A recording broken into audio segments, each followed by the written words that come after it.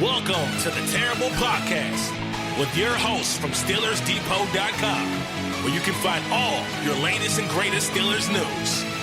It's Dave Bryan and Alex Kozora, always lit, talking Steelers. And now, here's Dave and Alex.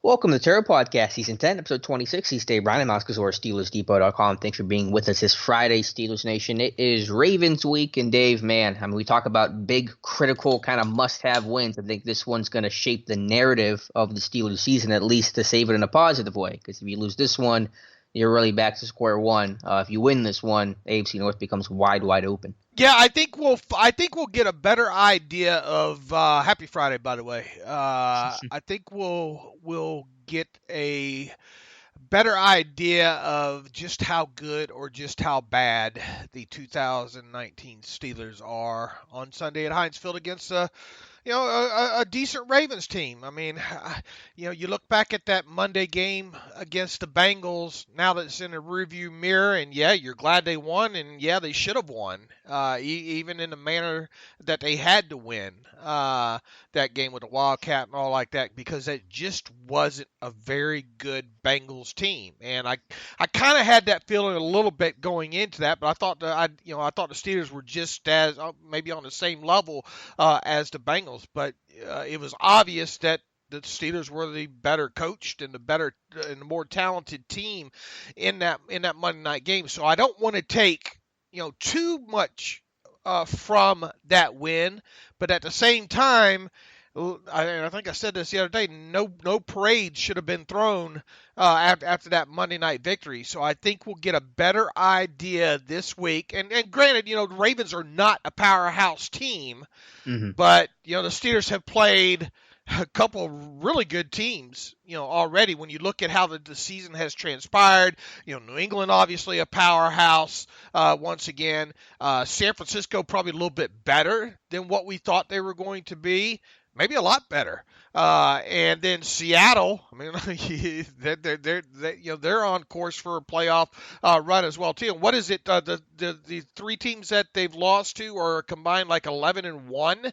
Yep. Right now, and then you turn around on the flip side and you beat probably one of the worst one, two, three teams in football. So that's a long opening to, yes, this game means a lot on several levels. Where is it on the must-win scale? I mean, I know it's up there, obviously. Yeah. Is it one of those, man, if you don't win this game, it's over?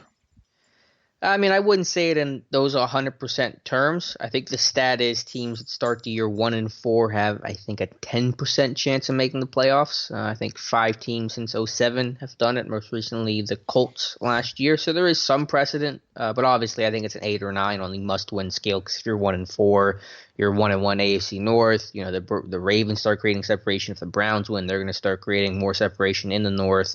It's really hard to see a path to try to have any chance to get back into this thing. I mean, 9-7 could win this division and might win this division. Yeah, but it's also going to come down to tiebreakers at 9-7. Right. Losing to Baltimore is not going to help you. Right, but that's true as well. You would have to run the table from there on out in the AFC North for right. Sure. And then get, let's see, if you ran the table, that would be, if you lost to Baltimore and then ran the rest of the division, that's 4 wins right there. And, of course, that's no easy feat with Cleveland twice this year. And, of course, Baltimore at the end of the year. And then that would give you the 5 wins, because you already have 1 win. You would need 4 other wins somewhere. And I think the Steelers could get those, Of course, a lot of things. You got the Dolphins on there. You got the Jets on there. You got the Cardinals on there.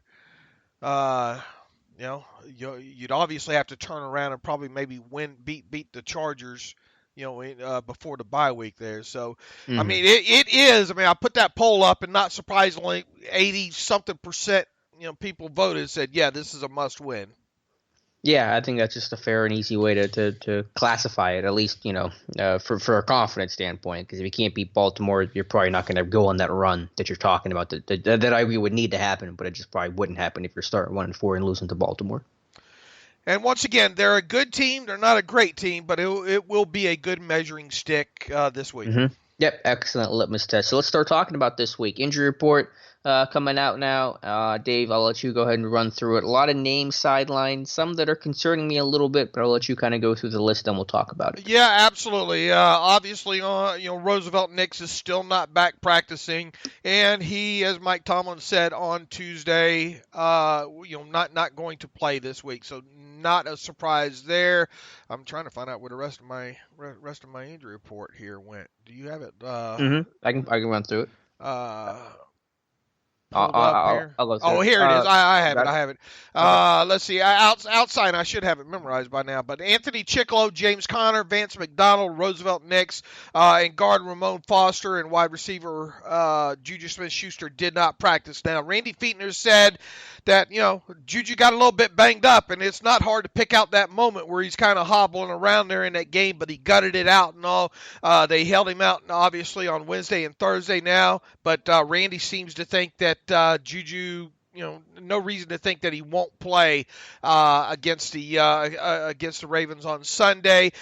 James Conner, at the start of the week, James Conner seemed fairly confident that he would play. He wasn't sure if he would practice or not, and obviously he had that ankle injury at the towards the end of last year. So would be interesting to see what happens with him on Friday. And Anthony Chicklow doesn't look like he's going to return this week from that foot injury. Vance McDonald's still down with that shoulder injury, but I think a lot of people are kind of speculating that he might go in some capacity today, and I think the fact that he ended last week as doubtful maybe means that he was kind of close. And obviously I think Vance McDonald will end today as questionable. I think there's a good chance that James Conner and Juju Smith-Schuster end the week as questionable as well too. If I had to guess right now, and that's dangerous to do, it would be Anthony Chicklow, Roosevelt Nix as the two people that won't play right now. I'm going to guess that Vance suits up, Juju and Connor suit up. Of those three, the most questionable, Conner, McDonald, Juju, who's most likely to play and who's least likely to play? I know today's report is going to tell you a lot, but if you had to take a stab at it, which of those three are you looking at? Just based off what Randy said, I would say Juju is the most likeliest to play. Is Vance least likeliest to play? Yeah, just because we don't know what's going on there, because he didn't play last week and he hasn't practiced yet. Connor was able to return. And just based on what Connor said, I'm going to guess he leans more to the chance of playing.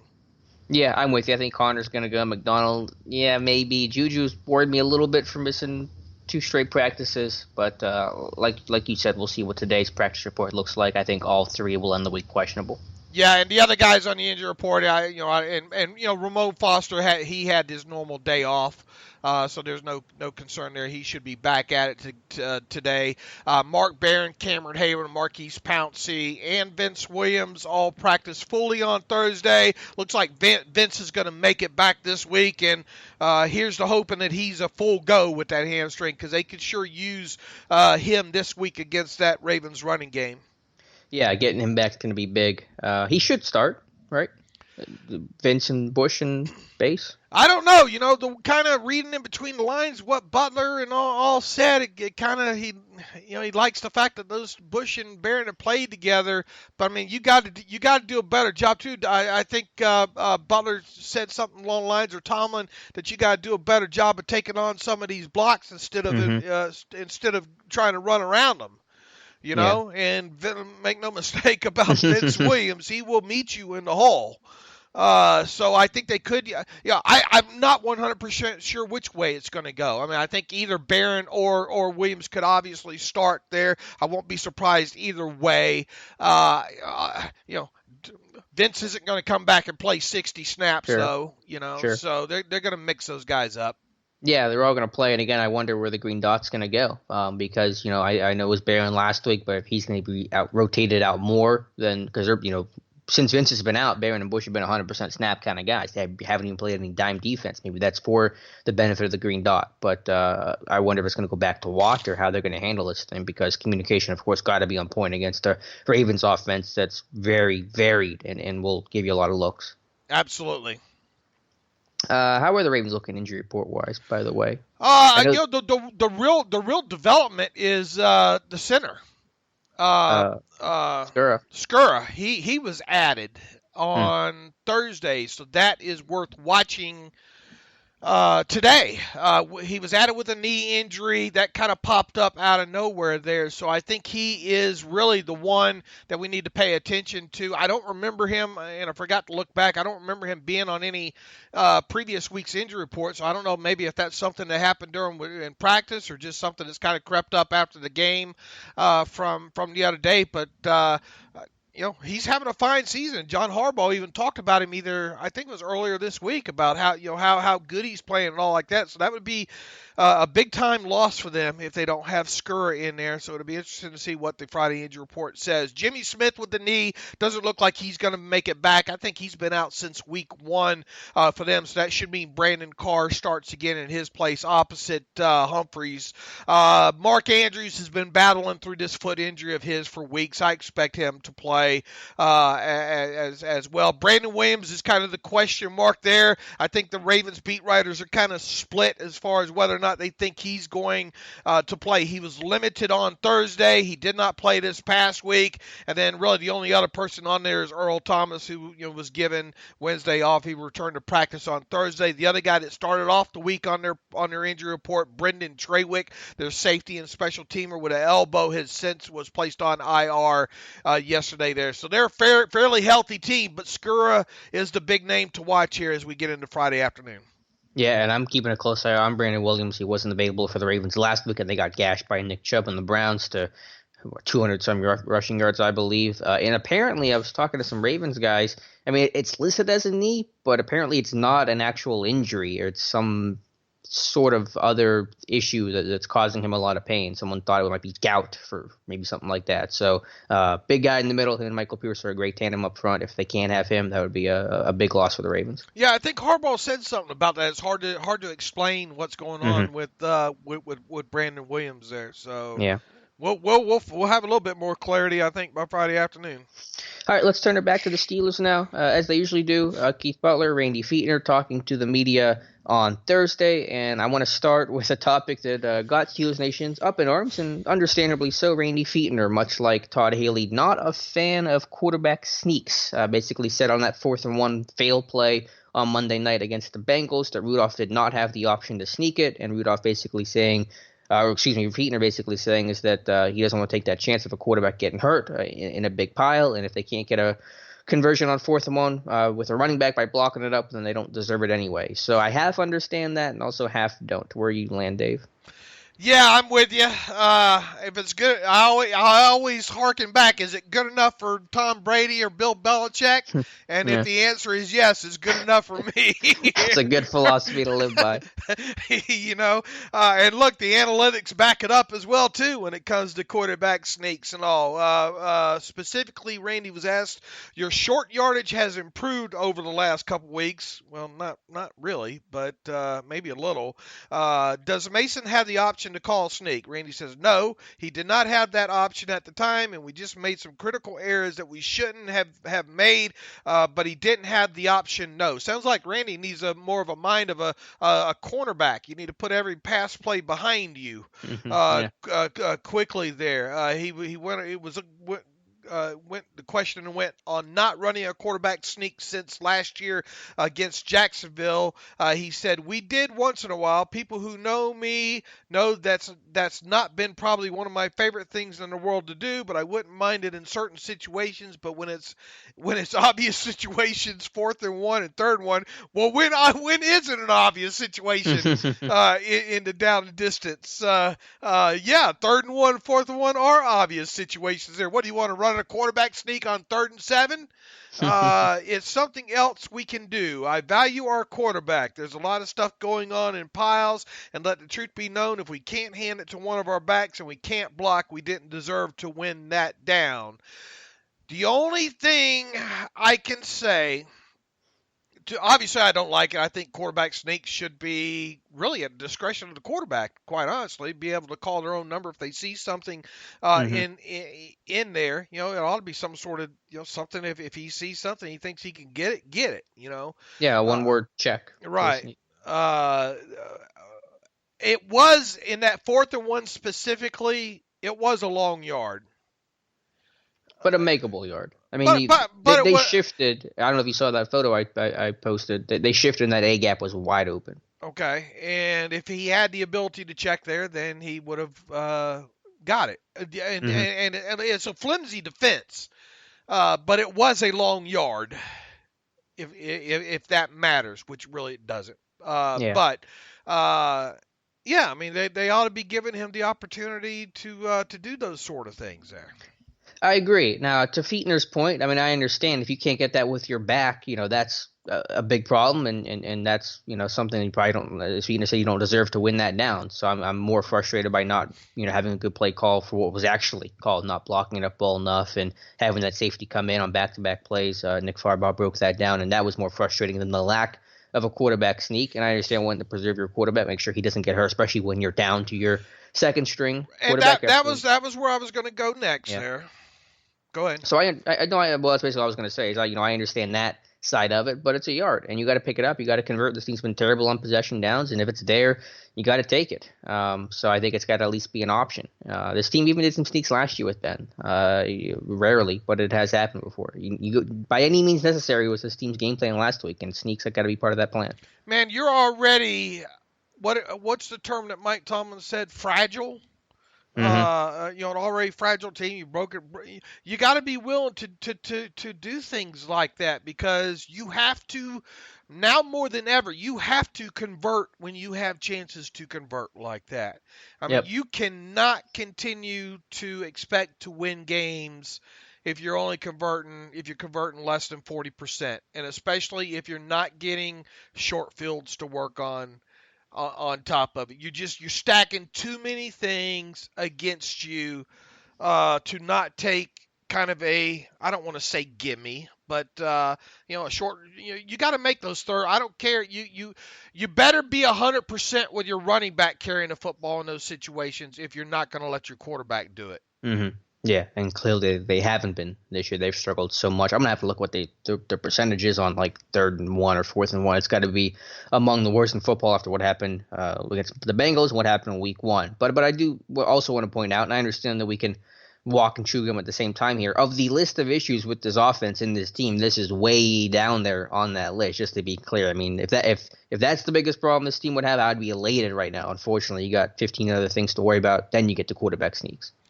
Yeah, most definitely. But it's just one other thing, sure. and you knew it was going to be a talking point coming out. It would really be even more of a hot topic had they lost. For sure. To the Bengals, and then you failed to convert one of those situations. I mean, it's still worth discussing, and we just spent 10 minutes on doing it because it is worth kind of that stuff. And they also talked about running out of the shotgun. We'll probably write about that here, by the time the weekend's over, but it's nothing new. And I think Alejandro Villanueva recently talked about this, and Randy kind of talked about it again yesterday, that the advantage is the quarterbacks are used to doing it, and the offense has been run out of the shotgun with Ben for quite a while. Mason obviously worked primarily out of the shotgun at Oklahoma State during his three plus whatever years there. It makes it a little bit easier on the offensive linemen as well too. The whole working out of one stance. Is something that's a plus in that. So what do you view as the benefits and disadvantages of running out of a shotgun? Well, I mean, Go ahead. Go ahead. Well, I talked about this in the mailbag a couple weeks ago because everyone said, get Rudolph under center, run play action. Of course, you are going to run play action. This team has run more play action with Rudolph since Ben has gone out. But I think it's just a comfort thing for Rudolph. It's going to help with his processing. He's not going to be worried about his steps as much. He's going to be more comfortable back there. The disadvantage, I think you lose some of the downhill run game. I wish this team would still use some pistol. I think pistol is a great combination of those two things that creates a more downhill explosive run game with a quarterback being away from center and creating some comfort there. This team really hasn't done it before unless it's been an injury to Ben or something like that, and that was 4 or 5 years ago. I think the last time they've really used on a consistent basis, but fine, whatever. But yeah, obviously you get some cleaner snaps. The stance thing that you talked about, more comfort for the quarterback. You do lose some of the play action element, some of the downhill run game element. I'm mostly fine with it though, because as you said, that's what all college quarterbacks do, and that's where the NFL shifted in general. So that's just kind of where you're going to operate from. I agree. And let's see the rest of the things he was asked about James Washington and Juju and not getting them the ball and those kind of things. I mean, kind of just surface stuff there, right? I mean, look, I think Washington's getting open. I think Juju to some degree. Mason hasn't thrown the ball down the field very often. That's problem one. Number two, Washington is more of a deep receiver. Heck, those two hooked up quite a bit, and I guarantee you most of those throws going back at Oklahoma State were more than 10 yards down the field. It's not like he's an ex-receiver, that runs a lot of those quick slants and those kind of things. He's deadlier on kind of those 12-yard outs and, of course, those deep patterns or deep posts or whatnots than he is, working within 7 yards of the line of scrimmage there. So, I'm not too concerned yet about Washington.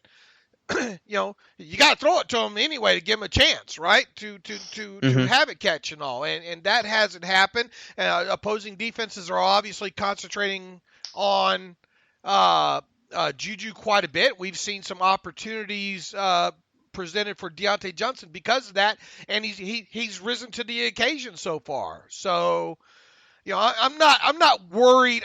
I might get a little bit more worried about that this week, depending on how things play out. Yeah, Washington only had one target against the Bengals. That was miscommunication. Washington wanted to run the double move and go out and up, and I think Rudolph wanted to throw back shoulder on it. So still trying to work out some of the stuff there. But yeah, I just think it's an issue of Washington's skill set not meshing with the current form of this offense of being dink and dunk and underneath, and that's not going to fit well with Washington being a deep threat. But I think it'll come. I think we knew that Washington was going to be a feast or famine guy. He was going to be the big play threat, and that's not always going to be there based on how defenses played or what your offense is or game circumstance or just bad luck could even be a factor sometimes to the quarterback not seeing an opportunity for Washington to get open. So I think it'll come. I'm not as worried about it as I think some other fans are. Yeah, well, look, we're gonna have the next several games here to get a good grip on some of these guys, Rudolph and Washington and Deontay Johnson, some of these younger players here, and to see the growth and development here. I mean, we'll be able to form some harder opinions, I think, as the season goes on. I'm not ready to go there just yet. I mean, I want to see. We only have a sample size of 10 quarters with Mason Rudolph under quarterback. Are there some concerning things so far? Yes. But, I mean, we'll see if some of those things can be addressed as time goes on here. He hasn't been awful. I mean, he's done, he's worked within the frame of being kind of a managed quarterback. But at some point, you're going to have to start converting. You're going to have to start working that 7 to 12 yards down the field here. And it'll be interesting to see if that starts this week. Before we switch off of that real quick and talk about Juju and Wire, how great was that mic'd up segment with Juju, especially with him talking to Deontay Johnson? Mm-hmm. Yeah, it was awesome. And that's Juju. And again, to really step up, 22 years old, still doesn't turn 23 till November, to be a leader in that room. It's a big responsibility, but I think he's handling it well. And for those who haven't seen it, set it up for him. Yeah, Juju was mic'd up Monday night. I'm sure if you watched the game, you saw portions where they cut to him being mic'd up and talking about Fortnite and messing with guys. But then in the longer, was that NFL Films, I think, that has it, was able to kind of go through some of the other things that Juju said, and especially to talking with Deontay Johnson after his fumble, for example, kind of calming him down, give him a quick coaching point, and then just kind of reminding him it's a long game, and then celebrating with him after Johnson's touchdown, that bit of redemption for himself, talking about how the whole defense focused in on Juju and got Johnson wide open, and being able to make plays, because if they're going to, Juju was saying, in the past, AB was the one double and that got me open. Now I'm the one that's doubled. Now you're going to get open. And that's kind of the conversation that they had. So just, being happy for each other, enjoying watching teammates succeed. I talked about that on the last podcast, posted some examples of that on Twitter. I think Juju's really kind of step in that leadership role really, really well. Yeah, you hope he continues down the path of Larry Fitzgerald. You know, you just hope these guys don't change. You know, that's the only worry. I mean, that's a worry about anybody in life. But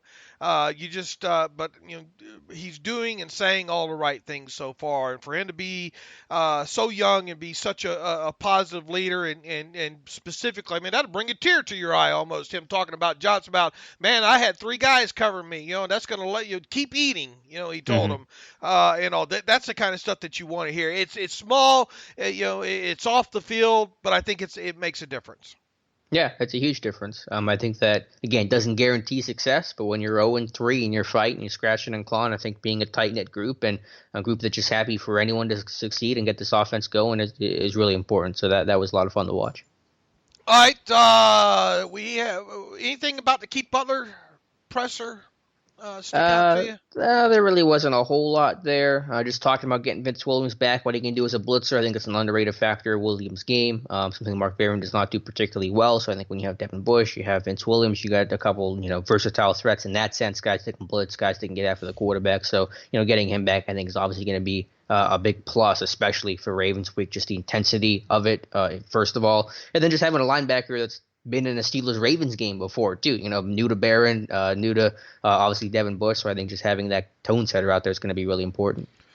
Yeah, absolutely. And he was asked about how much more have you been able to do. And Minkah Fitzpatrick, he said he's still progressing, but he's a very smart young man. He wants to do well. He wants to be good, be a good teammate with his guys and learn defense. A very smart guy. Hopefully he'll get better. How challenging is the deep pass for this team as they're scrambling around? And he went on to say, look, it's a lot of challenge. One guy's going to be running deep. We've got to make sure we keep the ball in front of us. They've got to pass. They've got to pass off 15, so we've got to make sure to keep him in front of us. That, of course, is Marquise Brown, right? 15? I think so.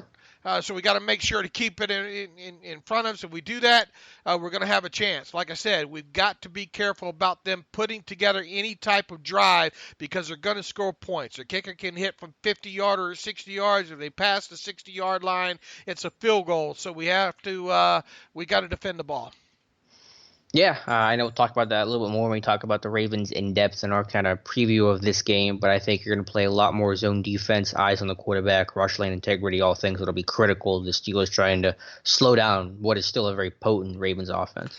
Speaking of keeping eyes on the quarterback, coming out of the Tuesday, I wonder if this was the plan all along, or if they got going through the Rolodex or made a few phone calls and said, because Mike Tomlin was asked on Tuesday, are you going to use another player this week to emulate Lamar Jackson? And in a sense, he said, no, we don't have anybody on our roster that can do that. And it didn't seem like he was headed down that path. And then lo and behold, we get on a podcast, and about 20 minutes after we get off the podcast, they announced that they had signed. You're teeing this up for me. Yeah, okay. There it is. They had signed. Yeah, I swung and missed. Taron Christensen, rookie from UDFA from South Dakota State, had spent brief time with Seattle, most of the preseason with the Dallas Cowboys, and he's going to be that Lamar Jackson role in the scout team. Ran a 4.49 at the Combine when he was with Dallas in the preseason. He played some receivers, some kick return, coverage stuff, and played a little bit of quarterback as well. So he's your Lamar Jackson impersonator for the scout team this week. I think that was a good move by the Steelers. Yeah, I think it was a good choice as well. I'm not sure how much. I mean, he comes off as a smart guy. To hear him talk and all like that. Of course, you only had about a 4-minute clip on that. It's hard to draw any hard conclusions. I looked at a little bit of tape on him.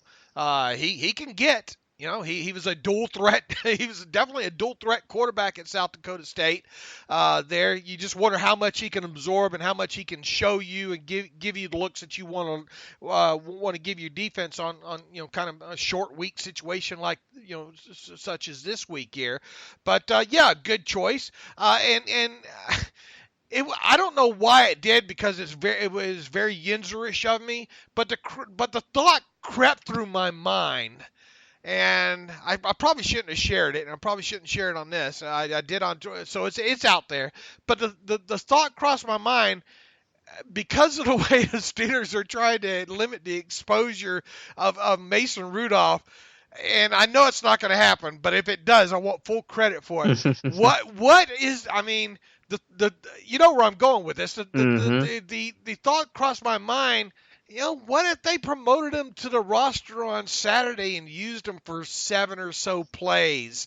And kind of that, let's just see how good the Ravens can defend that. Kind of running, really kind of more of a different kind of wildcat, if you will, but more of a passing threat for 6 or 7 plays. Now, obviously, I don't think it's going to happen, but the thought crossed my mind. Especially on the fly with them kind of going out and getting this guy. I understand why, and it makes sense, and he'll probably going to be gone, at the start of next week there. But how crazy is that thought? It's pretty tinfoily, okay. Dave. There, yeah. I just in a game that means so much to have, to put even 10 plays on a rookie quarterback, never played NFL game before. I made sure to preface that not only on Twitter but in the post that I don't think that's going to happen. But the thought did cross my mind, and it's understandable why it did, right? Sure, because you would get that passing component in the Wildcat, which you wouldn't have with Jalen Samuels nor James Conner. But I don't think they're going to run much Wildcat at all this week. Maybe a tiny bit, 2-3 plays. But I think it's on tape. The Ravens know how to stop it. You're going to go against a team that's pretty effective. It's got a good fast flow defense, good linebackers. So I don't think it's going to be a big part of the game plan. I think that was a Bengal-specific game plan, running all that Wildcat. Yeah, but I mean, it was just looking while watching the tape on him and all like that, and all the thought crossed my mind. But I mean, it was a good choice to bring him in, and we'll find out just how good a choice it was, and just how good of looks he gave the Steelers defense this week on Sunday, because Lamar Jackson, that's a shifty dude, man. And you heard Bud Dupree. Bud Dupree doesn't really give a lot of great press media sessions at times, but I thought he hit some good points. When you have Lamar Jackson out in space, you got to shoot your shot and hope the cavalry's coming, because if you just sit and kind of wait for him, he's gonna break your ankles. Yeah, he breaks ankles every week. He's juking somebody out of their shoes. So we talked the other day. You're gonna have to contain him. That's obvious. You're gonna have to have integrity up the middle, because he will if that pocket breaks down, he will Russell Wilson it in a hurry, and he'll just take up off the middle. And he's got the elusiveness that it's surprising that through four games he only has one rush of 20 yards or longer. And that happened against, I think, the Browns last week there. I mean, he'll do that, that kind of that read option, if you will, and take off with it around the corner. He's not afraid to tuck it and run if the pocket breaks down. They'll roll him out a little bit, at times, and he's not afraid to, if he doesn't see something that he likes, to take off with it as well too. So, yeah, I mean, we're going to find out how well they're able to defend against a mobile quarterback this week. Yeah, remember, this is Lamar Jackson's first start against the Steelers. He played some in some Wildcat kind of sub stuff last year, but this is the first time you're getting full exposure of Lamar Jackson. So yeah, I think again, signing a guy like Christensen was the smart move, but I fully expect him to be released this time next week. Right. I mean, you've got 2 quarterbacks on your practice squad right now. I don't know. Maybe he shows you something enough in these few days that maybe you say, okay, well, we can get by without Paxton Lynch. Yeah, I wonder if they're going to make a decision on Lynch. They've had some time to evaluate him. If they're going to keep rolling with Duck as the backup, I'm just curious kind of what that approach is going to be. I mean, you're not going to keep all 4 quarterbacks. That's the one thing that we know. So one of those guys, is going to be gone by Tuesday there. Yep. All right, Dave. To go back to Rudolph and Ben, I know you had an article this morning, kind of comparing Ben's start to Rudolph's start, and how really there are some similarities, obviously, but there are also some key differences. Do you want to kind of roll through what you talked about in an article this morning? Yeah, and the thing with this is, man, well, I don't need any excuse. You just give me a tiny excuse to go back and watch old tape, and I'm on it. But with 10 quarters of Mason Rudolph in the books now, and the main narrative with him, and rightfully so, is him not throwing the football, down the field with regularity, and that's backed up by his 6.0 intended air yard stat in his, 3 point something completed air pass stat and all like that. I mean, that's out there. We know that. We understand that. Nobody's disputing that. Now, how much of him not pushing the ball down the field is on him? How much is on the coaching staff, quote unquote, babying him? I don't have a number for you. I don't have a 60-40 split, but I don't think there's been a ton of missed chances. I think that it's been overblown a little bit that he's just missing wide open receivers downfield. I don't believe that to be the case. And I never said there was a lot of them. I said there was some of them. No, I know. I'm talking more about what the bigger media and kind of the overall thought and narrative is on that. It's a mixture. Again, I don't have a breakdown for you, but I think Fichtner does need to call more plays to allow Rudolph to push the ball downfield. All right. Now, the narrative that's crept up this week, seemingly globally, as Mike Tomlin would like to say, is that, the Steelers babied Ben Roethlisberger quite a bit during his rookie season, and especially early on in some of his starts.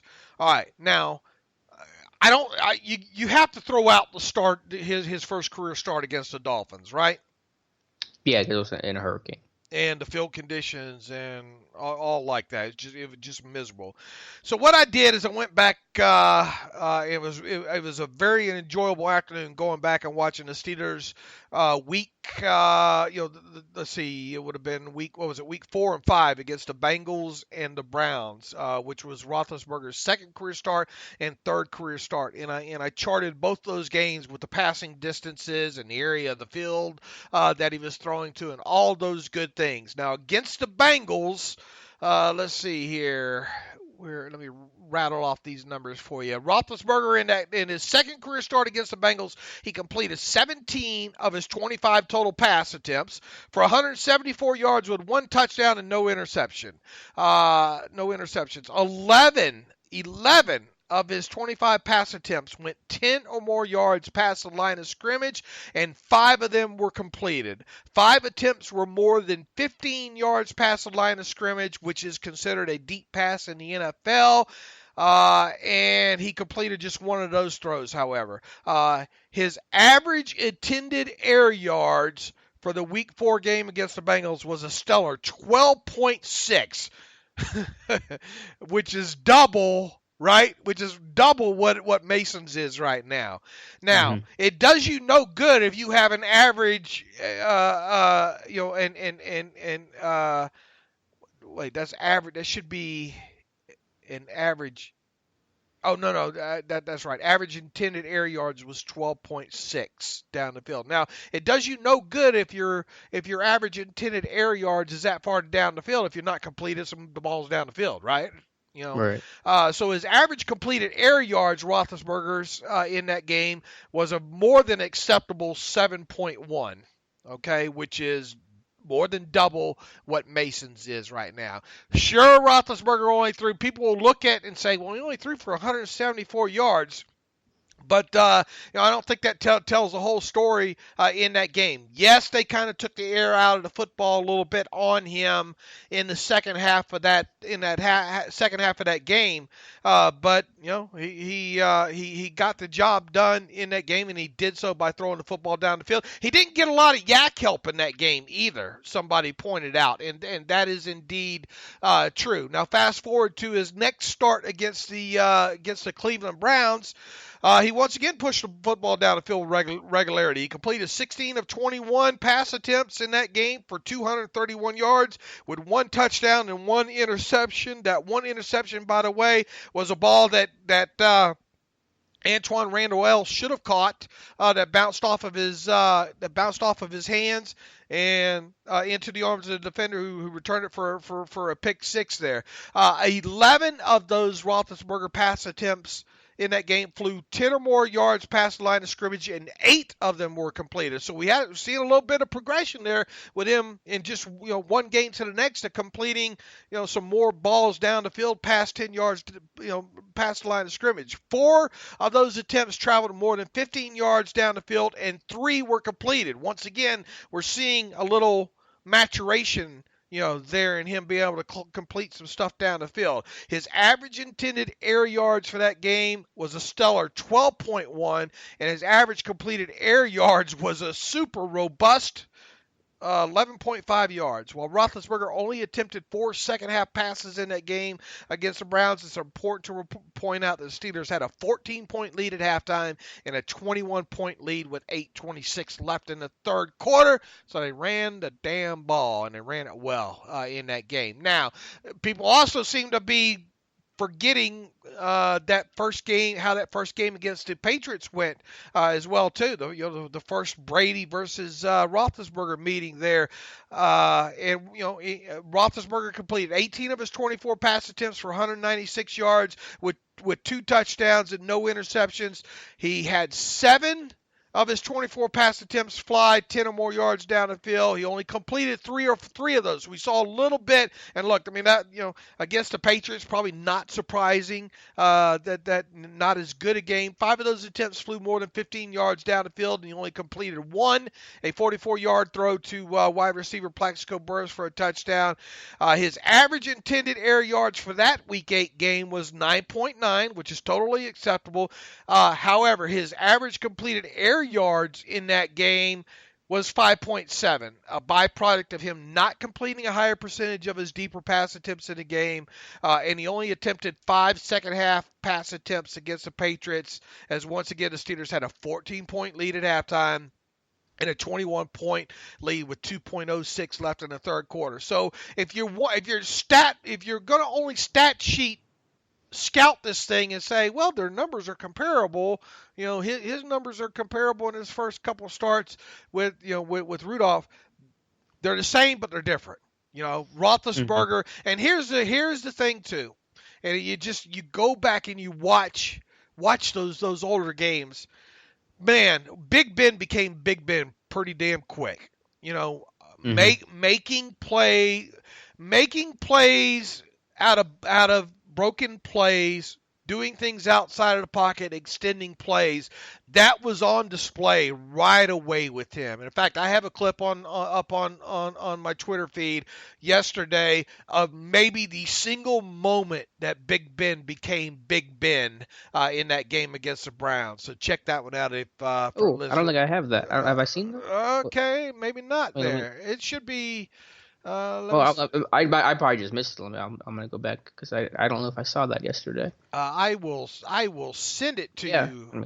I wonder if you could find the first play of Ben. I mean, maybe this is the same play. You tell me, of Ben extending a play and making a backyard Ben. I wonder what that first one looked like. Well, I just sent you one here. So okay. have a gander of that.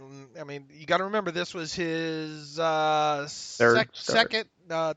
career start. Yeah. So I'll wait. I'll wait for the instant reaction. Yeah, with bated breath here. Oh my goodness! Look at that arm. That's all armed for Burress on that play. Wow. I'm gonna read that. That's awesome. And then look at the replay. Look at the shot he takes and how he. I see him getting up. Yeah, man. I mean, it was something special. It's definitely, and I'm glad you put the numbers to it, but it certainly was a different start. And remember, this is Ben as a rookie versus Rudolph in his second year, so they're also. True. And, obviously this is Rudolph's first opportunity to play, but there's a difference rookie year versus second year. But oh my goodness, yeah, that didn't draw a flag. I'm guessing today it might have. Not back in 04. He still wouldn't get that. He still wouldn't get that. Russell Wilson will get that. You saw the hit on. Most definitely. But you see where I'm coming from here, and look, this is once again, look. I watched a ton of Mason Rudolph tape. I'm not down on Mason Rudolph, and whatever. Here's the thing that I want to caution against, Alex. We live in such, and I thought about this last night. I wanted to get this out of my mouth today. We live in such an instant gratification world, an instant analysis, an instant hot take. We want to draw conclusions on guys two games, sometimes one game into their career, especially when it comes to quarterbacks here. We cover a team that, just finding out how special of a quarterback Ben Roethlisberger is and the things that he's done dating all the way back to his rookie season here. We need to stop right now trying to compare Mason to Ben.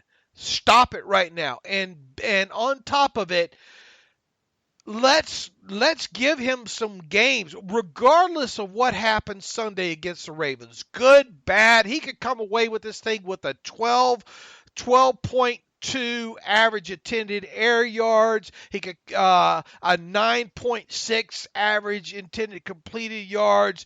3 touchdowns, no interceptions, 297 yards. What have you. Don't fall into the trap of trying to draw any hard conclusions off of what we see Sunday and through his first, it'll be then, 14 quarters of football. We need a larger sample size. Whatever he does good on Sunday against the Ravens, let's see if he can continue and build off of that from there. I'm excited. I want to see him start pushing the ball down the field more, and I hope he does. And I hope he does it successfully. But good, bad, indifferent, whatever, we'll analyze it on Monday. But let's not jump into hard conclusions after 14 quarters of football. Agree, but I would really, really, really like him to throw for 290 yards and 3 touchdowns. I hope you can speak that into existence, because I'll take that over the opposite. I think the bigger thing here, too, and we get caught up in using the term pushing the ball down the field. How many shots a game, how many throws a game on average really does an NFL quarterback throw the football down the field more than 20 yards? Yeah, Five? I mean, it just depends. I mean, but it's not even, when I say that, it's not even just the big chunk plays. Again, they have one completion this year, 15 yards or more air yards between the numbers. I mean, they got to hit the middle of the field more. So I think they're just not getting anything in that area of the field. So it's not. It's the things you've talked about. It's not about the 50-yard bomb down the right sideline. It's the 10 to 15 to 20-yard window middle of the field that they're not really taking advantage of. I really think it's in kind of that intermediate route category, the 7 to 12 yard. Most routes at the 12-yard point, right? Yep. There. That's where I want to see. Even if it's incremental and he doesn't make silly mistakes like that interception against the 49ers, if I can see an average intended yards of around, I don't know, throw me out a number, 9 with an average completed of around 7 point something, that's going to be a move in the right direction here. And you are correct. The middle of the field, just to clarify, and I didn't point this out in my post for those that go and look at the breakdown of Roethlisberger's games. We now kind of break these things down into portions of the field, okay? And you'll see a column on there that says area, and there's a number 1 through 5 listed with every throw there. And we're doing our offensive charting that way as well, too. The area field portion of the field, number 1, is from the sideline to just out where the numbers end. Okay, number 2 is from where the numbers start until when the middle of the field hash marks start. Number 3 is from outside edge of the hash marks in the middle of the field to outside edge of the hash marks in the middle of the field. And then 4 and 5 is reciprocal of what 1 and 2 is, only to the right side of the field there. So that should give you an idea. What we're looking for, I think, more of with Rudolph this week is not only him pushing it between the 7 to 12 yards past the line of scrimmage, but we want to see stuff more in between the numbers, correct? Yep, that's the biggest thing. They've hit plays down the sideline. They got to do more middle of the field. Right. So if we can start seeing and know the shovel pass in the middle of the field does not count. Right. Yeah, it does not count. There. So that's where we should start to see a little bit of progression in that. I would think this week in what would be his third start. They're going to need to. I don't know if you're going to get it, but to beat the Ravens, they got to do it. They can't run the Wildcat to victory this time. All right. I mean, do you agree with the analysis that I have up on that? With him versus Ben? Yeah. I mean, the numbers don't lie. That was a good study. All right. You have anything else to add about Mason? No, I think you said everything that needs to be said. Is that they do have to start pushing the ball down the field more, but that's not to say all end all. And again, for me, just being efficient, making good reads, good decisions, getting yourself in manageable situations, doing well in the red zone is going to be a really critical component as well. Those are the things I'm really focused on. I would like to see a couple more, maybe he's got to trust these receivers more. And here's the other thing. I'll wrap it up with this. Who was Ben's receiving core back in 2004? Pines, Burris, Heath. But he had a better receiving core. Was Heath here yet? That was. Oh, that was 05. He had Ramirez. But early in his career. Jay Ramirez, yeah. But Antoine Randall L., right? I mean, the receiving core really kind of top to bottom in 2004. I don't know, a little bit better than what they have right now. Right, I mean, you got a bunch of kids over there right now. Yeah, with the Steelers, so they're all having to grow together. So they're having to build that trust factor here quickly. Of course, Roethlisberger did as well with his wide receivers, but he had a little, I think, a better top to bottom kind of group there. And plus, they had a better running game to lean on, and they had a better defense to lean on. So, there's some circumstances that the full context, it goes way outside of just a passing stat line there with both of these guys here. But we should start to see some progression, and I think we should start seeing some this week. But I'm not going to draw any hard conclusions. At least I'm not. I mean, you might be more disappointed than I am. Look, he has thrown. He did it in. Here's one other thing. I hate to spend too much time on this, but I think it's important heading into this game. We've seen him push the ball down the field during the preseason. Probably not as much as you'd like, but we've seen it. Yeah, he's done it. He's more selective than Ben is in taking his shots. Is he trying to be too perfect? Ben was a gunslinger right out of the chute. Yeah. Mason, not so much. Yeah, there's a much different mentality between those two guys. Is he trying to be too perfect? I don't know. I mean, that's probably for him to say. He knows that obviously a whole lot better than I do. I think that maybe to some extent he doesn't want to make that mistake that's going to hurt his team, and he's probably got to get to a point where he's got to be able to have a better balance. But again, I think he has taken shots. I don't think there's been a ton of shots available that he's just simply missed and passed up. I think he's just making the smart play right now. But I think it'll come with experience and reps about, finding that sweet spot between taking a risk that's worth it and not taking a risk that's worth it. And one other thing I was trying to look at in that Roethlisberger tape as well too is we don't see any back shoulder throws or anything more refined like that. So it's okay not to see that stuff, I think, out of Rudolph just yet. How much did they even do back shoulder throws in that era? Is that even I thought that was kind of more of a new. No, you see some. Okay. Yeah, but like I said, you don't got to trust my arm to go back and watch 15-year-old tape. Yeah, for sure. All right, Dave. Anything else with kind of the Steelers themselves before we move on to previewing the Ravens game? No, I think that's got it.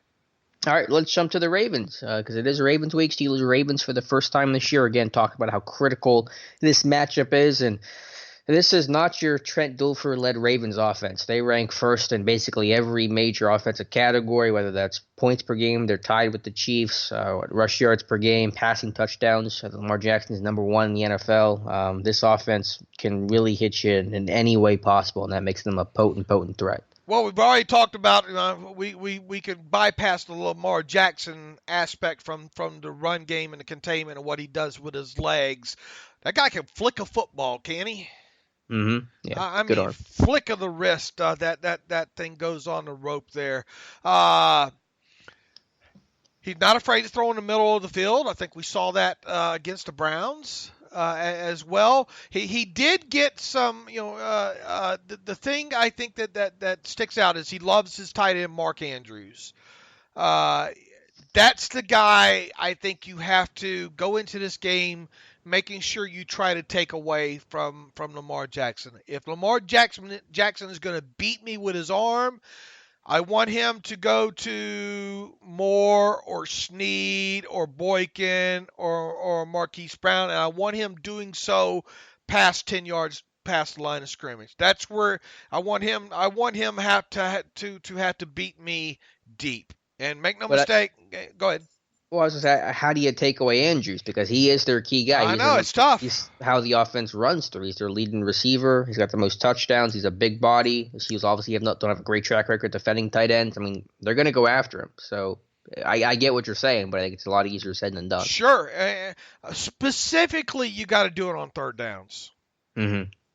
Would you bracket Andrews? Would you go as far as almost have some sort of bracket coverage on him? Let me tell you, I would make sure, though, I'm trying to knock him off his route. Yeah. Right off the line. Whoever I have on him, I got to try to redirect him. Mm-hmm.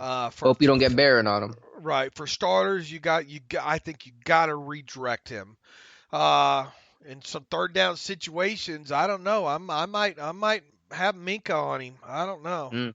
I can dig that. I kind of like that. Yeah. And, you can't do that every time you line up across him. He's going to have his catches on first and second downs. They will move him around the formation, right? They'll split him out. They'll H back him. They'll, I think, a time or two out of the fullback. They'll flare him out. They're going to manufacture catches for him. Mm-hmm. If you can take away the third down and third down conversions from him, I think that's where you need to start.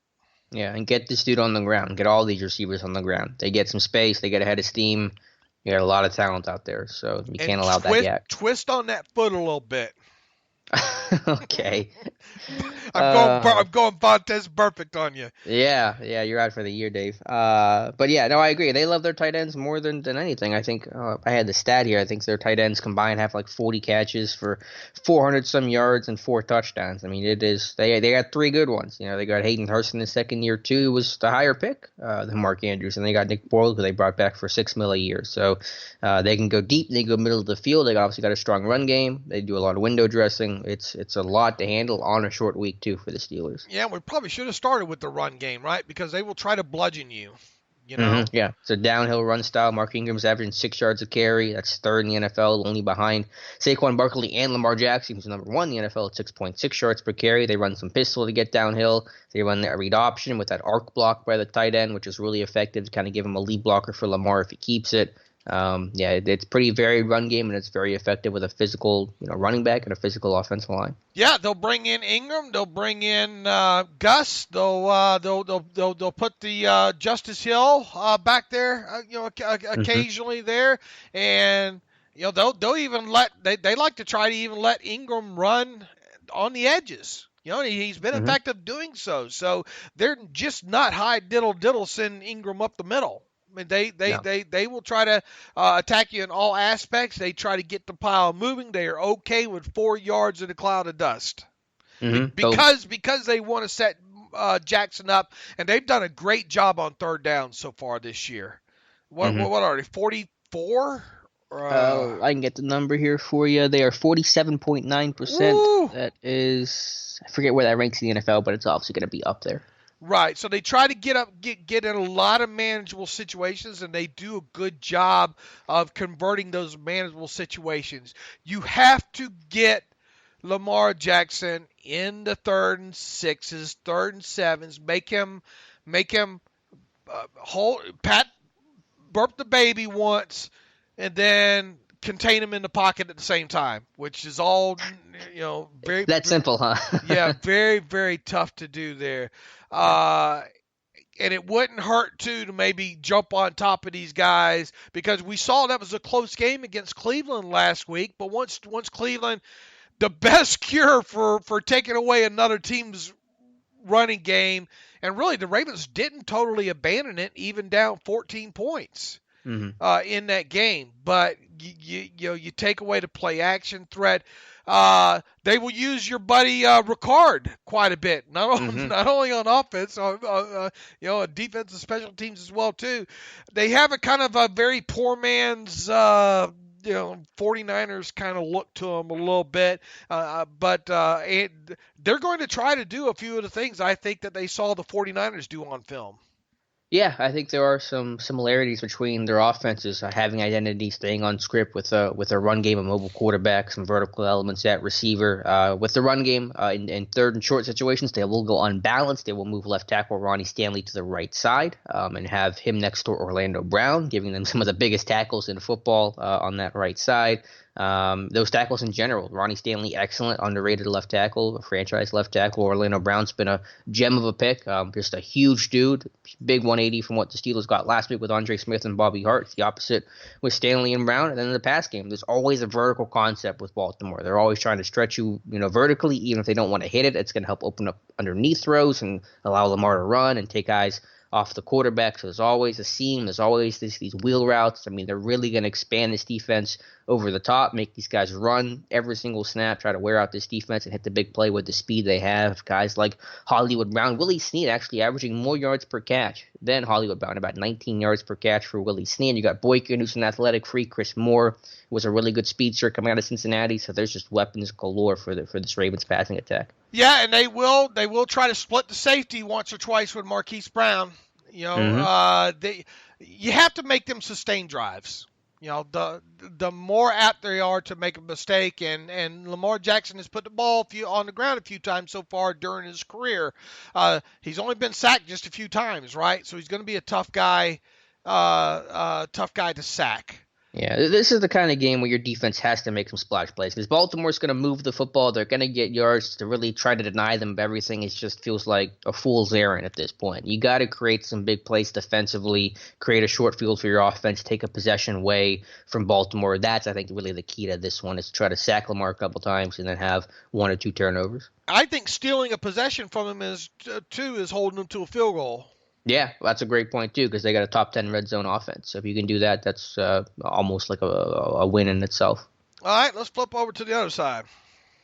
Yeah, again, I want to check out that Ravens defensive line with Brandon Williams. If not, you'll see they got Michael Pierce, a big guy, but Pat Ricard, number 42, who's a three-way player in the NFL, is fun to look at. But I think the big overall idea, the thing that's keeping me up at night thinking about this Baltimore Ravens defense is just how complex and chaotic and all the disguises, holding their coverages, rotating safeties, all the looks, guys with their hand up, playing amoeba defense.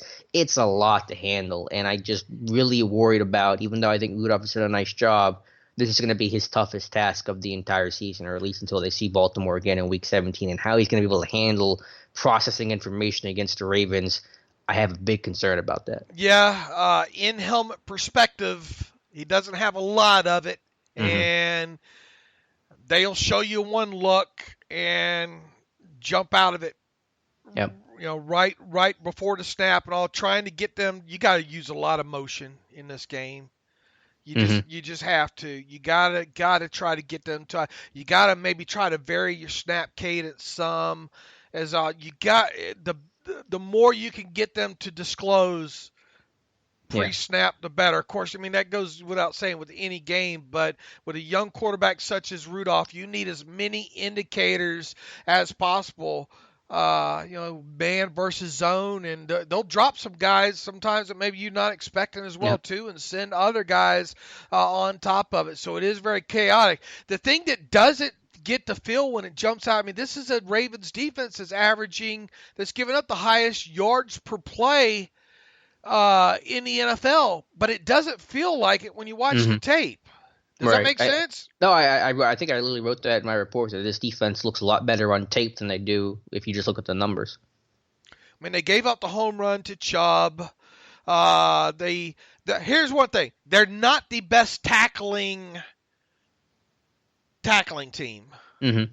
Yeah, they got a lot of young guys that are athletic, energetic, and fly around, but they're not wrapping up like they have been in the past. So you have to, and I thought Randy drove this point home yesterday about wide receiver. You have playmakers.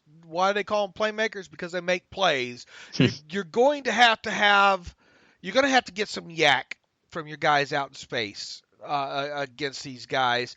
They will dare you to throw to the middle of the field. Mm-hmm. Against some of these zones, and Baker wasn't afraid to kind of hit that 7 to 12-yard area of the field into a little bit tighter windows because they almost dare you to do it. They have, and it's hard to pick them out on tape as well too. They've given up something like 30-something deep passes, Alex. Yep. Which ranks them towards the bottom third of the league in giving up deeper pass completions. And if you watch consecutive play, you just don't get the feel of that, I don't think, when you watch the tape. But I mean, it's obviously there, so you can't be afraid to. And here's something: we think Brandon Carr is going to start opposite Humphreys. Humphreys is the better of the two. Humphreys is going to be interesting. Is Humphreys going to travel, Alex? I mean, we asked John this the other day.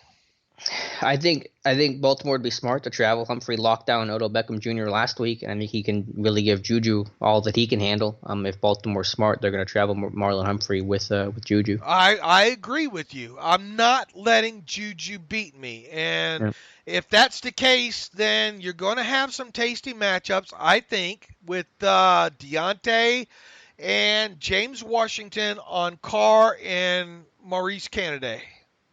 Mm-hmm. Yeah, those guys got to win. Got to win. So that's where your wins are going to have to be there.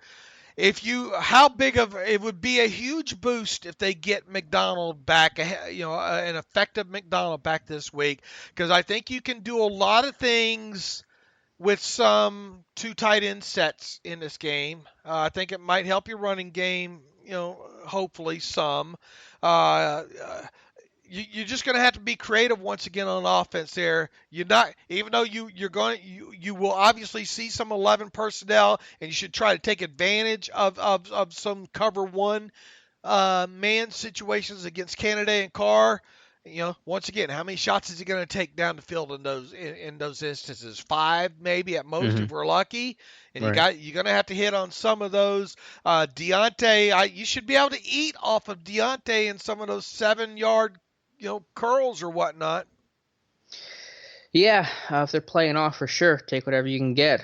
Just my big concern with Rudolph is we talked about the post-snap read, but how about setting the protection too? Now, Pouncey's going to have a role in that, but with all the movement they're going to do and guys coming off the edge that the Ravens like to do, can you set the protection correctly and know where the blitz is coming? That's going to be a big element of it. The one thing I really want to stress is that if this offense, the Steelers offense, can get into the red zone, run man beaters. The Ravens play a ton of man coverage in the red zone and goal line situations. They don't banjo calls. They play it straight up. They're vulnerable to getting picked by bunch looks and slant flat combinations. So if you're down in the red zone, you got to convert, because obviously field goals aren't going to be enough to beat this potent Ravens offense. Run any sort of man beater, bunch coverage, mesh, whatever you got to do. That's how you beat the Ravens in the red zone. We saw Ricky Lee Jones win mesh. that way. That was mesh. Yep.